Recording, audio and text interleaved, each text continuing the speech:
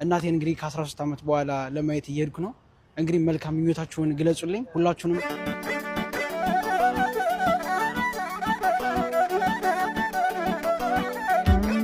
ሰላም ሰላም፣ እንዴት ናችሁ? የተወደዳችሁና የተከበራችሁ ያው እንግዲህ ዛሬ ኤርፖርት ላይ ነው ያለሁት።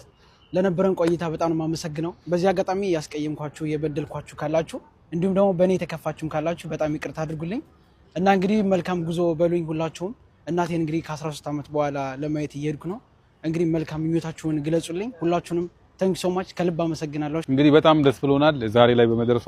እሷ እዚህ ለመድረስ ወይም ደግሞ እሷ ወደ ሀገሯ ለመሄድ ብዙ ነገር ላደረጋችሁ፣ ለተባበራችኋት እንዲሁም ደግሞ ከኪሳችሁ ካላችሁም ከሌላችሁም ቀንሳችሁ ለረዳችኋት በጣም በፈጣሪ ስምና በኢትዮጵያ ሕዝብ ስም በጣም ከልብ እናመሰግናለን።